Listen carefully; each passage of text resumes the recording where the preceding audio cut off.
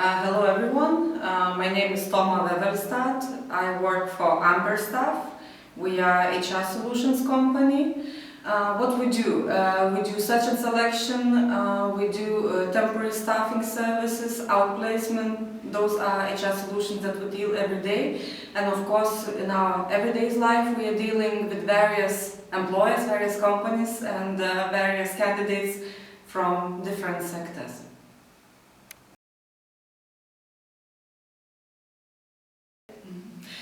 Since we are dealing with different employers and different companies from various sectors, the demand of employees can be also different. For example, we have some student employees, some school children who are 16 years old. So for those people, of course, we do not require any high education. It's enough that they are studying at school and being 16 years old. We also have some employees that we lease for some manufacturing companies, as for example forklift drivers. Forklift drivers, they do not need to have a university degree. It's totally enough if they have vocational studies complete and they're able to drive forklift. On the other hand, we also have a demand from our clients to find, for example, qualified engineers. So qualified engineers, they have to hold bachelor's or master's degree and of course have some other skills and competences. For higher positions as company managers, plant managers, we have people coming with master's degrees and even with PhDs.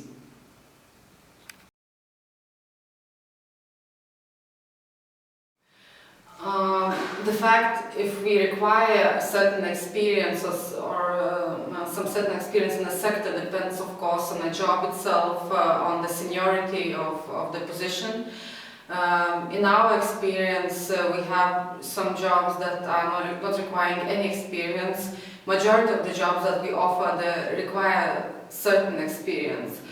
On the other hand, if you don't have some certain experience, but if you're a very motivated person and if you have some good values, very good soft skills, very good self-esteem, willingness to learn, you might have even more chances to get a job than the person who is standing next to you and has maybe 5 years experience.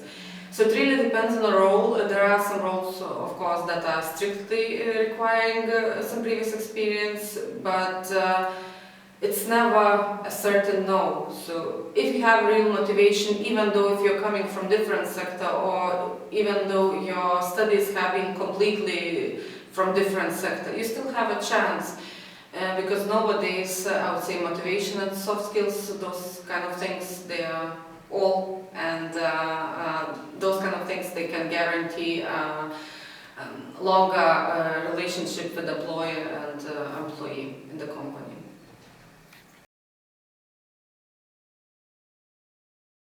When we are sourcing and selecting the right candidate for our client's company, we pay lots of attention to the person's soft skills and values. First, it's very important that the person's values would match the company culture. We of course also check a person's CV, references, motivation is also an important factor here. But soft skills, I would say they're playing the main role. And here my advice would be that when you send your application, when you send your CV to the company, put your soft skills and your competences at the first place, just after your name, surname, address. Those can be the next on the list, so that your future employer would pay attention, would read it, and if this employer is looking for long-term commitment, and if this employer is looking for a long-term employee, these soft skills and the values that would match the company's culture will of course play a major role here.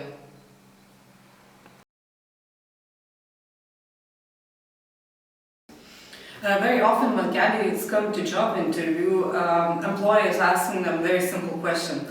Can you shortly tell me about yourself? My advice here would be, don't start saying your name, surname, when you were born, how old are you, how many children you've got, because this information can be found in CV. If employee is preparing for job conversations, they of course read at least the first sentences of your CV. But the first minutes when you come to job conversation, those minutes, this time is the most valuable. So my advice would be use this time to tell what competences and what skills you've got.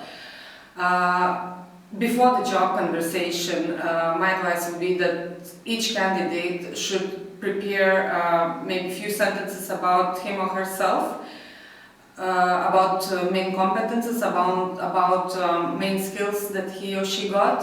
For example, if you're very good with numbers, maybe this kind of thing should be mentioned. If you're applying to sales position, maybe you should mention how good you are with people and maybe mention some good results that you have achieved in the past.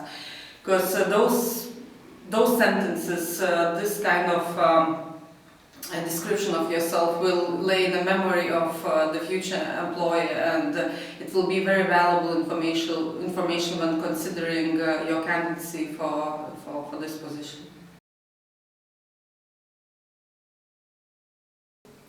Through our company CSR politics, we are supporting young employees, people from 16 years old, from 18 years old who just finished school.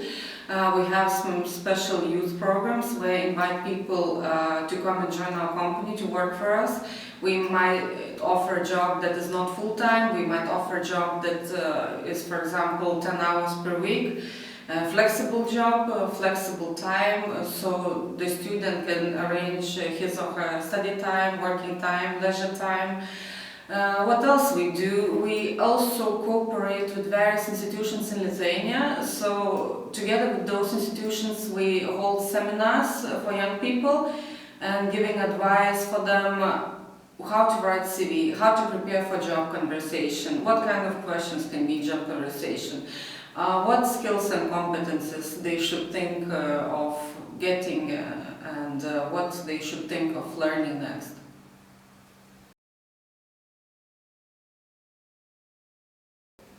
World Economic Forum in January 2016, they have made study about future jobs and skills. And I should mention that willingness to learn will be one of the biggest skills required in 10-15 years period of time. It means that we'll not only have to learn at school, study at university, there will be various forms of learning, especially video learning. So for young people, you have to be prepared. You have to be prepared to learn all the time, not to stop at school and not to stop at university. And of course, when you will go to job conversation, you should speak to your employer about possibilities to continue learning, about the possibilities to gain new skills and competences. Another personal attribute that I think young people need is consistency. I notice as a recruiter that very often young people are not consistent in their jobs, so I would just wish a bit of patience and to stick to one employer for a bit longer time than a few months or half a year. 1 year at least would be good, because in this period of time you could find out more about the company, about company's culture, make better connections with your boss, with your colleagues. This kind of experience will be very valuable for you in the future, not only to write in your CV, but also for you as a future employee. Another thing, I think you should be really open-minded to new things, because things are changing, many new things are coming, so you should really be with open hands and open arms to embrace it all, what's coming, and not to be resistant to learn new things that are coming in the future.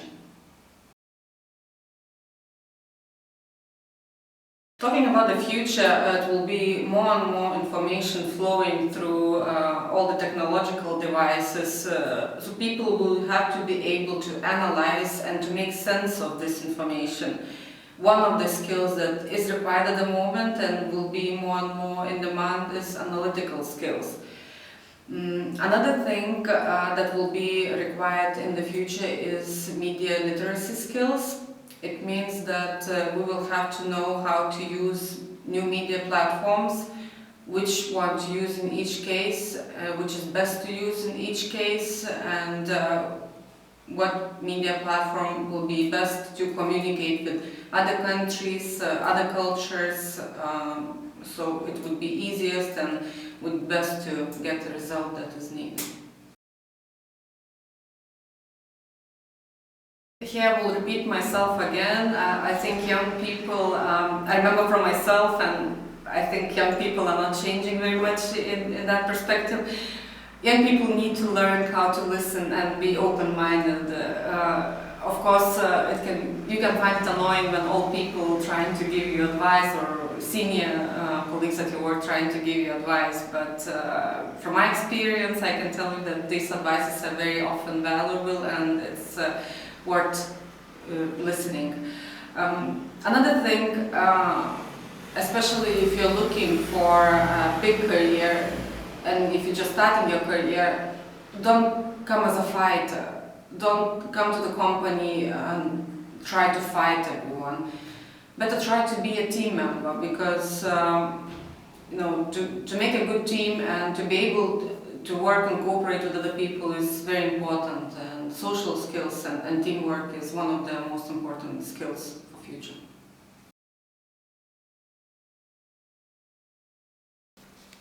I think it's not that people are coming prepared 100%. Theoretical knowledge is very good in most of the cases, but of course people are lacking lots of practical skills. The first thing I should think of is understanding of business processes. This does not come from school, this only comes from experience when you start your job and you see how company operates, what kind of departments company has, and how the business itself is working in general. Another thing, I think very often we meet people with a lack of responsibility. So if you start your career, if you start your work, please be prepared to take some responsibility. Especially that jobs itself, the nature of jobs are changing.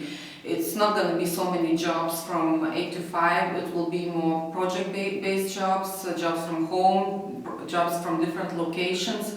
So this kind of nature of job, it will require you more sense of responsibility, that project will be done and everything will be finished on time.